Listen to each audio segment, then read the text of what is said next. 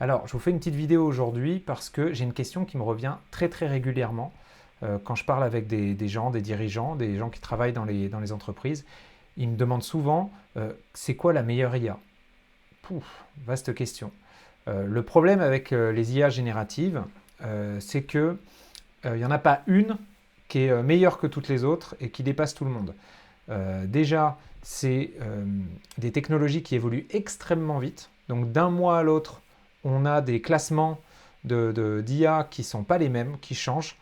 Donc c'est un peu compliqué de répondre et de faire des vidéos pour essayer de vous dire, bah tiens, il faut utiliser telle IA, parce que ce qui est valable aujourd'hui en juin 2025, ce sera peut-être plus valable en juillet, ce sera peut-être plus valable en septembre prochain. Donc ça, c'est une question qui est un petit peu difficile à répondre. Euh, un deuxième élément clé de réponse, c'est que aujourd'hui, les IA telles qu'elles sont faites, elles ne sont pas toutes fortes pour les mêmes tâches. C'est un peu comme les humains finalement. On n'est pas tous forts aux mêmes choses, on ne réfléchit pas tous de la même façon. Donc, il faut bien se dire une chose, c'est que les IA ne sont pas toutes fortes pour les mêmes choses. Typiquement, là, j'ai voulu faire un test. Je lui ai demandé de se mettre dans la peau d'un chasseur de tête, ressources humaines, etc. Quelqu'un qui travaille dans le bassin annécien et genevois, dans l'industrie, et qui aimerait bien augmenter son nombre de missions, donc augmenter son chiffre d'affaires à la fin. Et donc j'ai demandé aux IA de me rédiger un plan d'action stratégique pour les 6 prochains mois pour m'aider à acquérir plus de missions. Donc j'ai testé 4 IA avec exactement les mêmes prompts. J'ai testé Claude de la société Anthropic, j'ai testé ChatGPT de la société OpenAI, que vous connaissez, j'ai testé le chat de la société Mistral, Cocorico, et j'ai Perplexity de la société Perplexity. Et je dois vous dire que les résultats, moi, ça m'a un peu abasourdi parce que les résultats sont extrêmement différents entre les quatre. Typiquement, Perplexity, c'est un outil qui est hyper fort quand il s'agit de faire de la recherche profonde, de la recherche de la veille stratégique, de la veille concurrentielle. C'est un outil qui est extraordinaire pour ça. Typiquement, là, dans cet exercice, il n'a pas été très bon parce qu'il m'a donné des résultats, mais il m'a donné des gros pâtés de texte. Et c'est vrai qu'à manger en tant qu'humain derrière, c'est pas agréable d'avoir juste des gros pâtés comme ça qui ressemblent pas à grand chose. Je vais peut-être vous montrer ça tant qu'on y est. Regardez.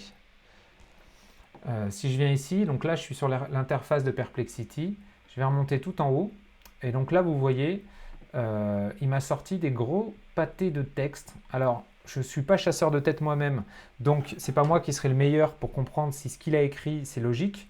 Mais jusque-là, me dire qu'il faut étudier l'écosystème de la région, faire une analyse concurrentielle, un positionnement, etc., ça me paraît logique. Mais encore une fois, comme je l'ai dit, c'est un peu pompeux, quoi.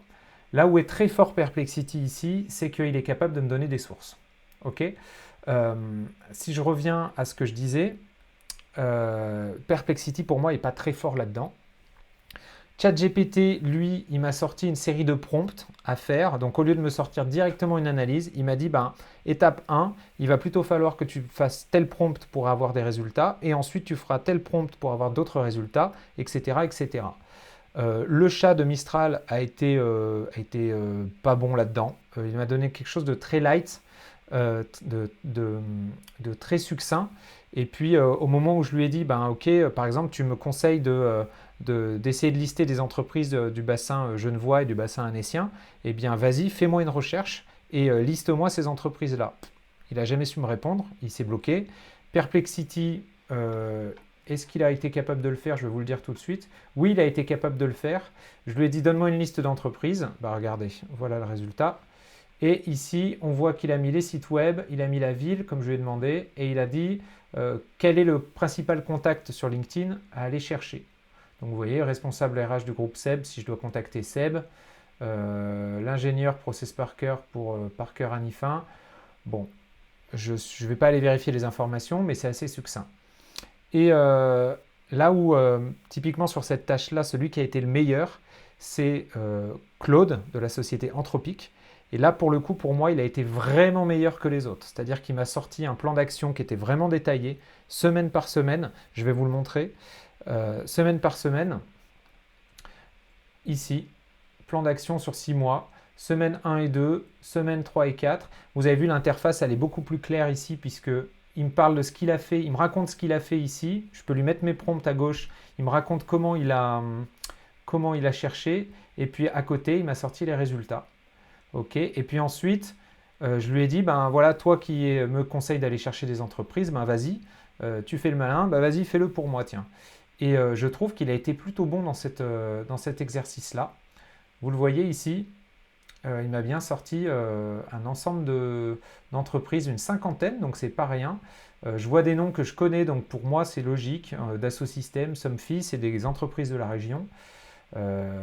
Pour moi, ici, il a été le meilleur. Il a fait l'analyse qui est la plus complète. Il a fait quelque chose qui était agréable à lire pour moi. Donc là, tout bon pour Claude. Donc, vous le voyez sur cette courte vidéo, en fonction des différentes tâches qu'on a, les interfaces, enfin en tout cas les assistants IA, vont pas vous répondre de la même façon.